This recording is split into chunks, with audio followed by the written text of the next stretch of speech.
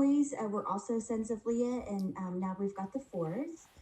As far as the man of Judah, he had multiple sons: Onan, Shelah, Pharez, and Zarah. The first three sons were from a Canaanite woman, and you can find that account in Genesis 38 there. And then the fourth and fifth sons were actually twins from a woman named Tamar who actually happened to be his daughter-in-law. I'd like to go and read that account because this kind of gives you a picture of who Judah was, because we're going to see a little bit of a different individual as we go through the study. And then we'll also look into other places at some laws as far as why these things happen this way. So I'd like first to read the law of the deceased seed from a widow. So when a brother died and didn't have children with his wife, there was a law in place that went with that. So if you want to flip your Bibles to Deuteronomy chapter 25, and we'll start in verse 5. So that's Deuteronomy 25, starting in verse 5. If brethren dwell together, and one of them die and have no child, the wife of the dead shall not marry without unto a stranger. Her husband's brother shall go into her and take her to him to wife, and perform the duty of a husband's brother unto her. And it shall be that the firstborn which she beareth shall succeed in the name of his brother which is dead, that his name be not put out of Israel. And if the man like not to take his brother's wife, then let his brother's wife go up to the gate until the elders, and say, my husband's brother refuses to raise up unto his brother a name in Israel. He will not perform the duty of my husband's brother. Then the elders of the city shall call him and speak unto him.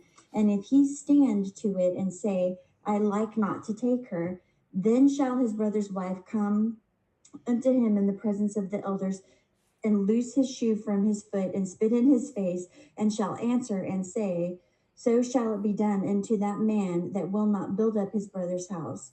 And his name shall be called in Israel the house of him that has his shoe loosed. So sorry about that. So there is essentially what happens if a woman marries someone, they don't have children, and he dies. She's then expected to marry the next brother, and the firstborn of that relationship. That marriage is then supposed to be the seed of the deceased brother. So we've got law there. Now let's go to the law of the bastard children and the 10th generation. And that's in Deuteronomy 23. So if you just want to flip back really quick, just a couple of pages there, and it's actually in verse 2. So Deuteronomy 23, verse 2, a bastard shall not enter into the congregation of the Lord, even to his 10th generation shall he not enter into the congregation of the Lord. So right there, if he's a bastard child, he's not allowed into the congregation of the Lord until the 10th generation of that line. So now let's go and read the account of Judah and his daughter-in-law, Tamar. And that's back in Genesis 38.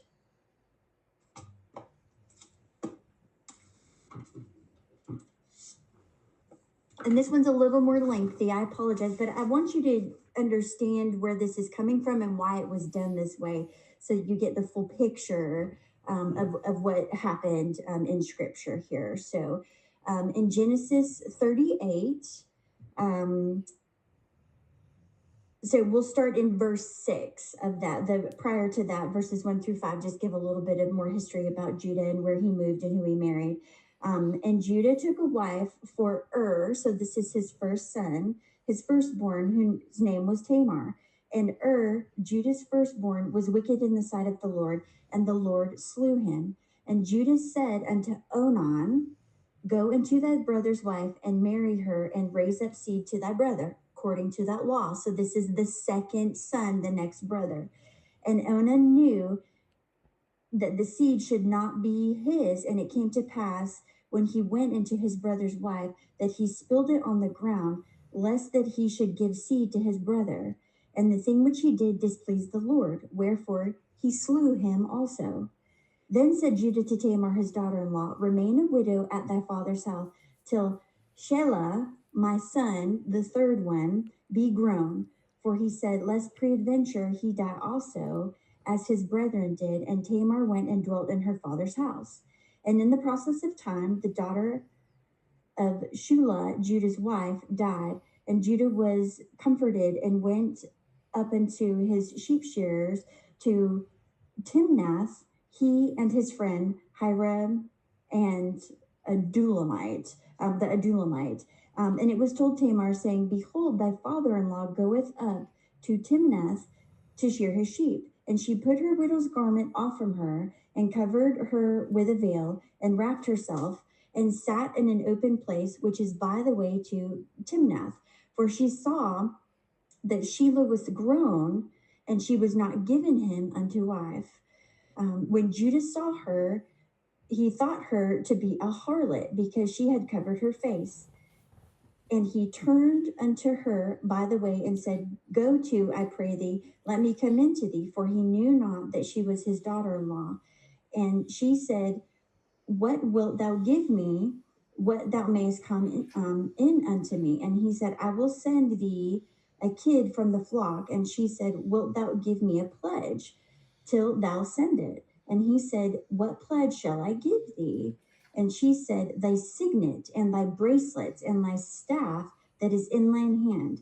And he gave it to her, and came in unto her, and she conceived by him. And she arose and went away, and laid by her veil from her, and put on the garments of her widowhood. And Judah set the kid by the hand of his friend, the Adulamite, to receive his pledge from the woman's hand, but he found her not. When he asked the men of the place, saying, where is the harlot that was openly by the wayside? And they said, there was no harlot in this place. And he returned to Judah and said, I cannot find her. And also the men of the place said that there was no harlot in this place. And Judah said, let her take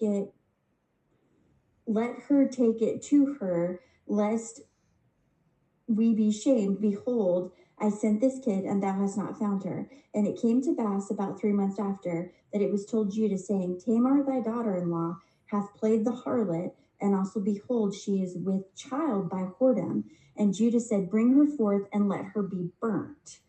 When she was brought forth, she sent to her father-in-law, saying, by the man whose these are, I am with child. And she said, discern, I pray thee, whose are these, the signet and the bracelet and the staff? And Judah acknowledged them and said, she hath been more righteous than I, because that I gave her not to Shelah my son, and he knew her again no more. And it came to pass in the time of travail, that behold, twins were in her womb. And it came to pass when she travailed, that the one put his hand out, and the midwife took and bound upon his hand the scarlet thread, saying, this came out first. And it came to pass, as he drew back his hand, that behold, his brother came out. And she said, how hast thou broken forth? This breach be upon thee. Therefore his name was called Pharez.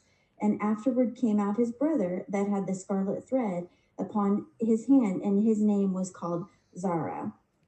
It's there. So there you have the account. So we understand the law with that was handed down, and the law of bastard children, as well as how the daughter-in-law of Judah became pregnant and conceived and gave birth to the twins of Judah. So from that, I'd like to take a look at some of the genealogy of this. You'll find lots of different genealogical charts available on the internet. In your book, I gave you a couple of them. The one with the red that says Genealogy of Jesus, that is the one that we'll kind of take a look at.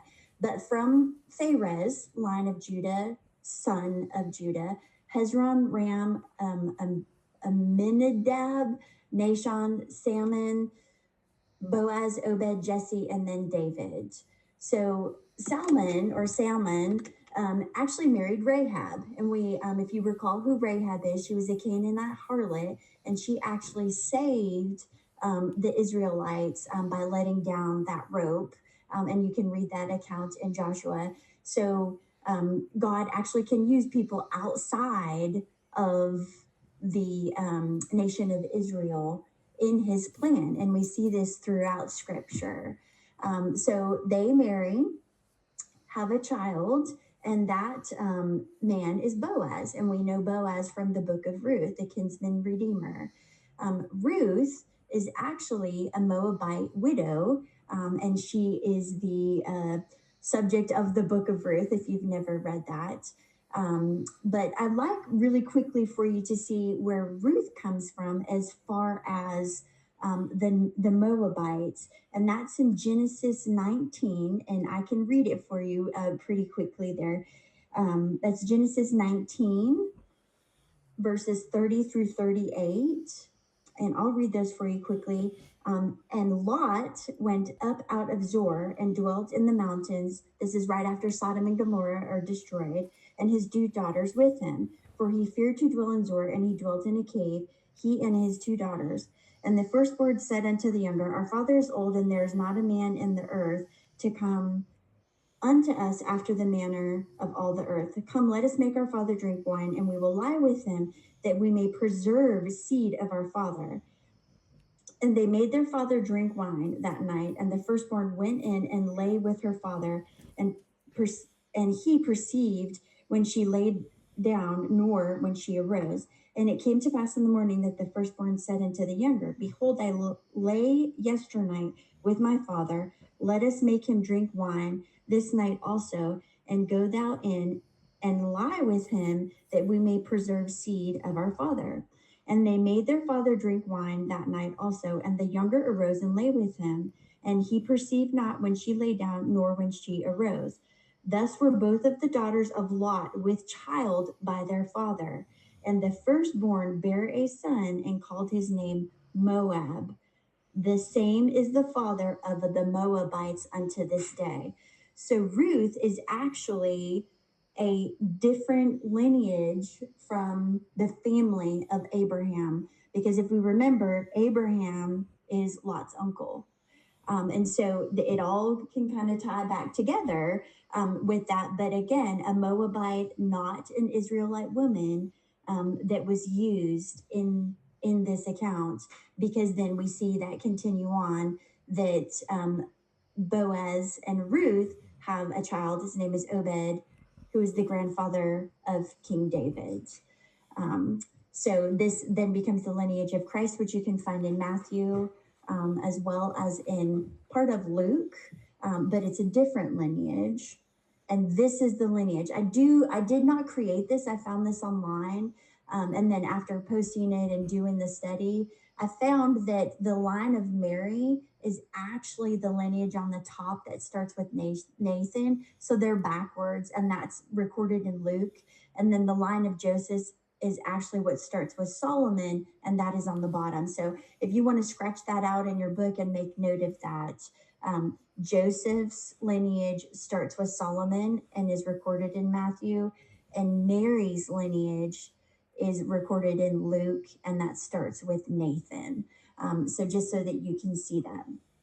And so on this, in the book of Matthew, it actually states after the lineage of Jesus is given through Solomon and then Joseph's line, because that is the legal line of through the nation, the legal line, because he was his earthly father.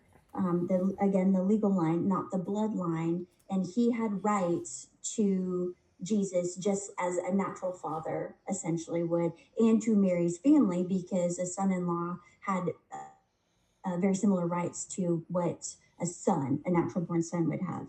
But in Matthew 1, it gives that the genealogy there. And then in verse 17, it says, So all the generations from Abraham to David are 14 generations.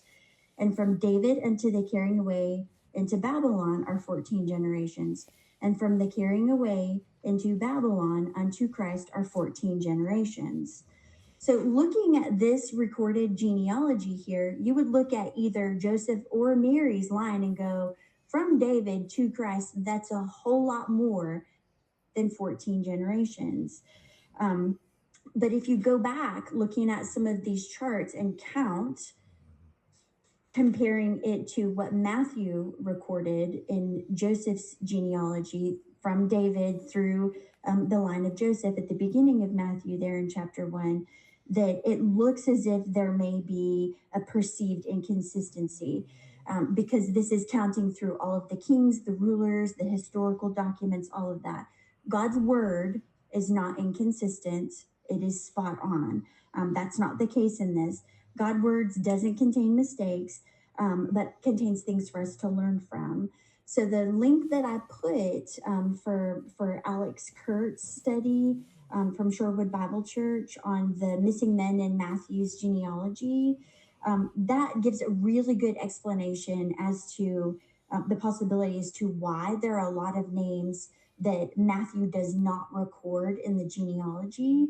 And it actually gives you something really to learn from that. So I do suggest for you to go and listen to that. We could have talked about it here, but if I were to repeat his study, I'd probably goof it up, knowing me. And it's almost an hour long. So I think that you could learn something individually by watching that. But it kind of goes with he walks you through First and Second Kings, historical books of the kings, and then First and Second Chronicles gives kind of a spiritual or a divine view of those same kings with historical context as well. But it gives a very good understanding of who those individuals were and why they might have been removed in Matthew's genealogy of Christ, because of how they did not serve the Lord. So again, if you've got the time to go look at that, please do.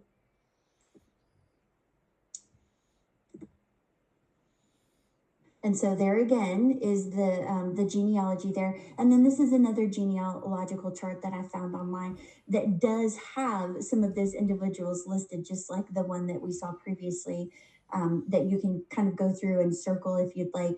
You can buy these, and I had a friend a couple years ago that had purchased this. It's a pretty nice genealogical trail there with some other information listed on the sides of that. So more about Judah, the individual, the man, on that. He convinced his brothers to sell Joseph to the Midianites instead of killing him way back in Genesis, with that account. And he took the leadership role early on and prevailed over others. And we actually find that account in First Chronicles 5:2, where it's talked about with that. He convinces Jacob to let the brothers take Benjamin to Egypt when Joseph is asking for the last brother to come. And Jacob is kind of relenting on that and saying, no, I don't want him to go. You know, his brother by the same mother was killed. And you can go back and read that account. We've talked about it quite a bit. When he meets Joseph, he bows before him and he pleads for Benjamin's life after Joseph has the cup planted in his goods. And he also offers himself as a substitute because he knows that the death of Benjamin, what that would do to his father, who's elderly and has already lost one son. He actually confesses he and his brothers sin against Joseph to Joseph, not knowing that it's him. You can find that in Genesis 44 as well. And he is the first one to go, Judah is, when the entire family moves and goes to Goshen, after Joseph has revealed himself and has invited the entire family to move there. Judah is the first one to go in that. And his descendants are listed in First Chronicles there.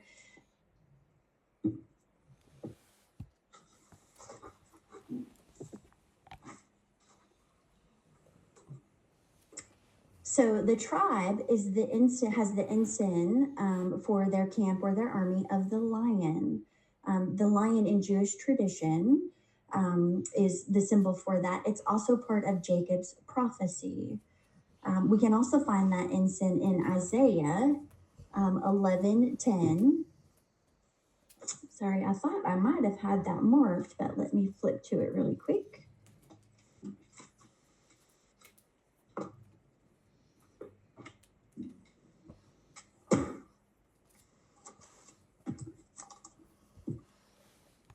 And in that day there shall be a root of Jesse, which shall stand for an ensign of the people.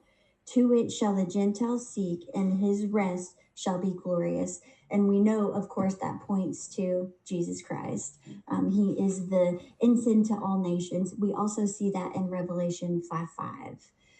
They were, here's the symbol, the fourth one coming around to the right side there, the lion. Again, this is that mosaic that is in the old city in Jerusalem.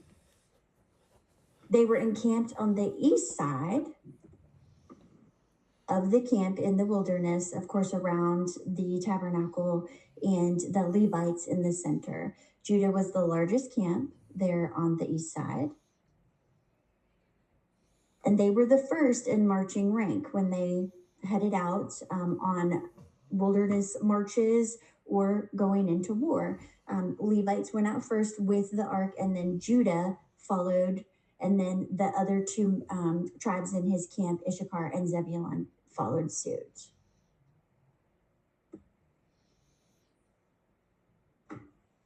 Their census, again, pretty large, 74,600 at the first numbering.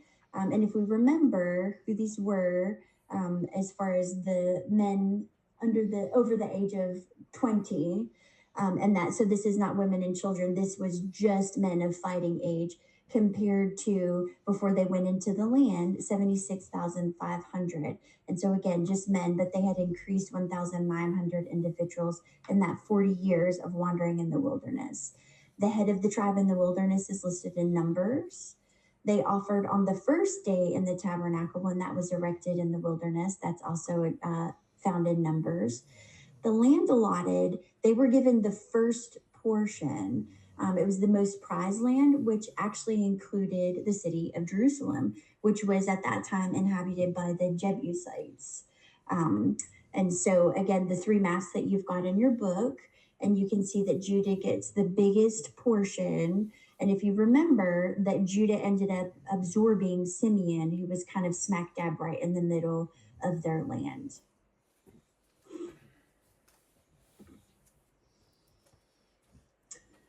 God called the tribe of Judah to battle first, and we find those accounts on different occasions in Judges 1 and in Judges 20. So they became a tribe of individuals that the Lord thought highly after, and clearly the line of Christ came through this. So the Lord used them in mighty ways and knew that they could be relied upon. They stood on Mount Gerizim to pronounce the blessings there in Deuteronomy. They fought with Simeon to drive out the Canaanites and Perizzites in Bezek, killed 10,000 men, just the tribe of Judah, with the tribe of Simeon. They pursued Adonai Bezek, and they cut off his thumbs and his great toes. And I think we talked about that briefly when we learned about the tribe of Simeon. That account is found in Judges. God anticipated the nation's request for a king because, as we've said, the kingly line is in the tribe of Judah, and we find that starting with King David. So if we flip to Deuteronomy chapter 17,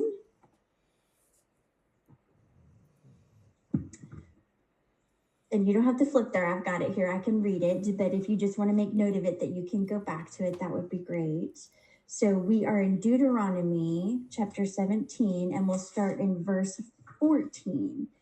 And when thou art come into the land which the Lord thy God giveth thee, thou shalt possess it, and shalt dwell therein, and shalt say, I will set a king over me, like as all the nations that are about me. Thou shalt in any wise set him king over there, excuse me, over thee, whom the Lord thy God shall choose, one from among thy brethren, shalt thou set king over thee. Thou mayest not see a stranger over thee, which is not thy brother. But he shall not multiply horses to himself, nor cause the people to return to Egypt, to the end that he should multiply horses. For as much as the Lord has said unto you, ye shall henceforth return no more that way. Neither shall he multiply wives to himself, that his heart turn not away. Neither shall he greatly multiply to himself silver and gold. And it shall be, when he sitteth upon the throne of his kingdom, that he shall write him a copy of this law in a book, out of which is before the priests, the Levites.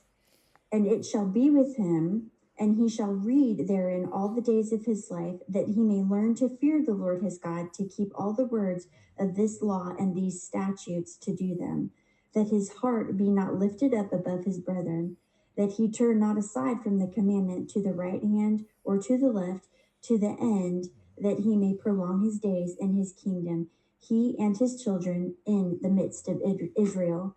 So we've got a clear expectation of God's expectations of the kings of the future nation with this, that how they're to be chosen, who they're to be chosen from of the nation, not anyone outside of that. And God knew. This is way back in Deuteronomy. And we don't have our first king till after we have judges and prophets, until the time of King Saul. So God knew what was going to happen, and he gave this information to Moses years and years prior to that. The tribe fought with David at Hebron, 6,800 men. You can find that in First Chronicles. And then they were also named when the nation of Israel splits after King Solomon. They're split into the northern and southern kingdom. The name of Judah is actually referred to as for the southern kingdom. So sometimes when you read, you have to look, is it talking about a tribe? Is it talking about an individual? Is it talking about a nation? Judah and Benjamin, and later Ephraim and Simeon also become part of the nation of Judah, the southern kingdom. So this is just a chart that I found online. I thought it was pretty cool to kind of look at, because you can see as far as where the nation splits, the kings when they served, as well as the prophets that were associated with that, and the time frames that are associated with, as well as some other things like other kings of Persia, Midian kings, other individuals that when you're reading in scripture, Kings, Chronicles, all of that, the association of those. So you've actually got this in your book if you're interested in looking at that a little bit more in depth. So let's start talking about some of the prominent members of the tribe of Judah. And I apologize if I butcher these names. So we've got Bezaleel. He was filled with the Spirit of God, and he worked with gold, silver, brass, stones, and wood for the tabernacle. God chose him and was given instruction to have him build some of the things because of his skill. When the instructions were given for building the tabernacle in the wilderness, Achan, he took plunder from Jericho. When they came into the land, Israel defeated at Ai due to Achan's transgression. It was quite the shock to them, and they really didn't know what had happened. And then when they found out, the nation stoned and burned him and his family because they were told not to take anything from Jericho. He disobeyed. Israel lost, and then Achan and his family paid the consequences of one individual's actions. Caleb is another individual that was from the tribe of Judah. He was one of the 12 spies that was sent out in Numbers 13. He was one of two that came back after spying out the land with a favorable or faith filled report and urged the people to go into the land. He was actually almost stoned by the people, but allowed by the Lord because of his faith filled report coming back. Remember, it was Caleb and Joshua were the only two spies that came back. To go into the promised land after wandering all of those years in the wilderness, even though he was over 20 years old, because of coming back and saying, giving that positive response of, we can go and we can take this, the Lord is on our side. He was spared from the plague in Numbers. He was chosen by the Lord to help divide the land when it was split up right before when they went into the land as well. And was given Hebron when the land was divided due to his faithfulness to the Lord. He was 40 years old when he went into the land and spied and came back, gave that faithful report, but he was 85 when he was given the land. So they wandered in the wilderness for 40 years. And so we've got 5 years there that really aren't necessarily explained. I tried to do a little bit of research on that and couldn't really find why the difference in the 5 years. And so if it was just that the 5 years to allow the tribes to go in, get established, fight the inhabitants through the Lord's strength, and really develop that. And then he was given Hebron.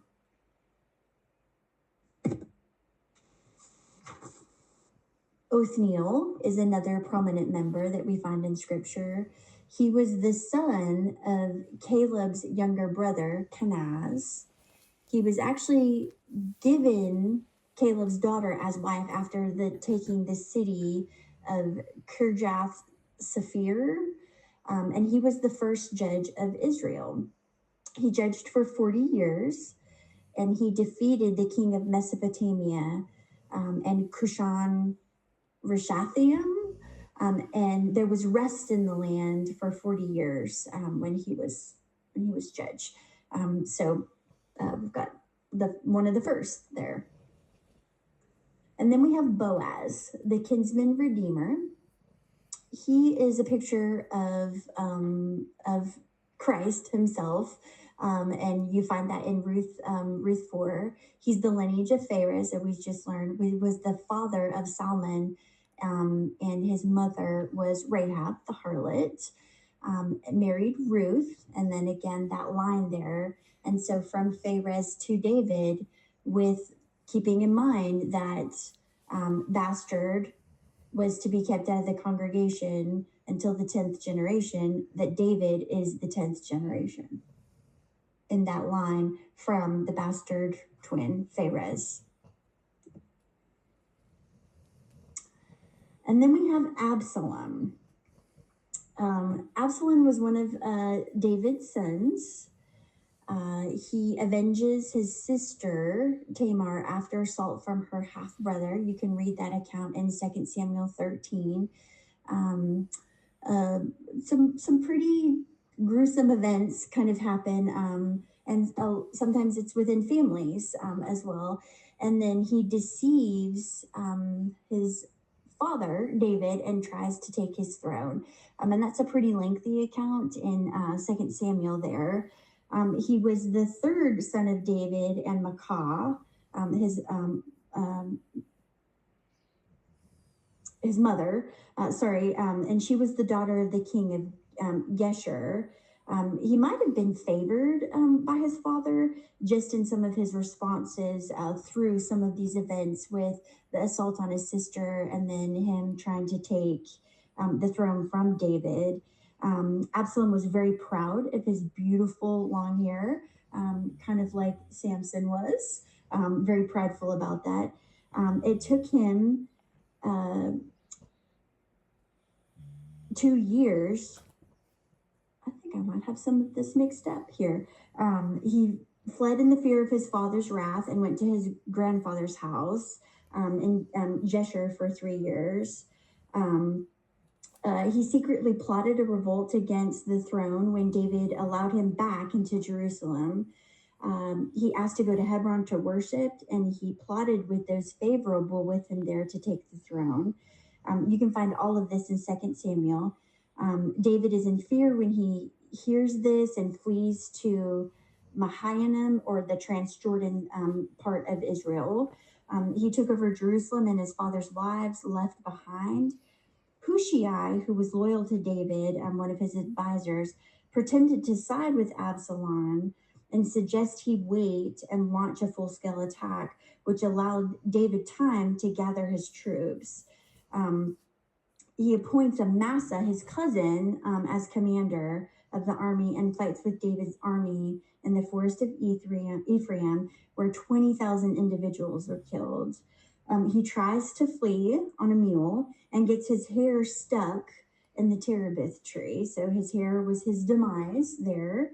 And Joab, one of David's men, kills him and casts him in a pit, and stones piled high on that, which is a significant sign of contempt for stones to be piled high. So just a brief synopsis of what Absalom did with that. So it did take him. He's the one that avenges the assault from the half-brother Amnon, and it took him 2 years to avenge the dishonor of that with the brother there. So another individual is Adonijah, another son of David. He tries to take the throne. He's the older half-brother to Solomon. You can find that account in 1 Kings. He's the fourth of 6 sons of David born at Hebron. His mother was Haggith. He too may have been one of the favored sons. When David was old, he attempted to seize the throne in place of Solomon, who David had stated would precede him, or would take the throne when he was gone. He won Joab and Abiathar to his side and proclaimed king at a stone of Zeholeth, beside Enrogel. Bathsheba and Nathan told David, and they immediately orders Solomon to be proclaimed king in that. Solomon forgives him at the altar. After David's death, he tries to take the throne again by asking to marry Abishag, and Solomon has him killed. So, and he's killed by Benaniah by that order of Solomon. So we even see that even though David, as the first divinely placed king over Israel, that even sons, the immediate sons of that first divinely installed king, really follows that flesh and doesn't do right by family, as well as especially the Lord in this. And then we have Joab. Joab was a nephew to David. He was the son of Zeruiah, David's sister. He was the commander over David's army. He took the city of Jerusalem for David, and you can find that account in 1 Chronicles. He killed Abner, who killed his brother Asahel.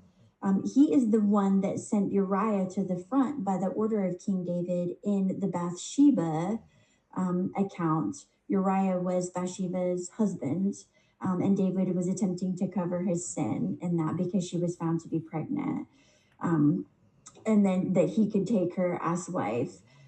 He killed Absalom, as we just learned that. He killed Amasa, Absalom's commander, as well. And Amasa was David's nephew by Abigail, a sister there.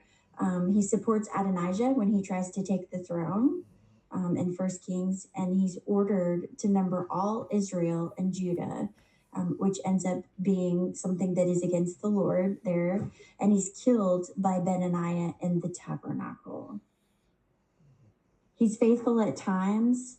He was a fierce fighter, but he goes rogue and does what he thinks is best, even when he's told otherwise, is kind of his character. So I think we're going to stop there for the evening. We've got about 15 minutes left, but the next one, the next individual is we'll actually get into David, and he's pretty lengthy, as well as Solomon and a few other individuals. And so next week, we'll finish up the tribe of Judah. So if there is actually one thing I do want to mention as well. In your book, there is a spreadsheet of the tribe of Judah, Davidic line of kings. It's after the kings and prophets chart, and then there's a map. In that, I have David's age as the age of 40, and it's actually, he was the age of 30 when he became ruler. So if you want to change that, kind of scribble that out. I found that typo. And if you find any typos, anything, please let me know.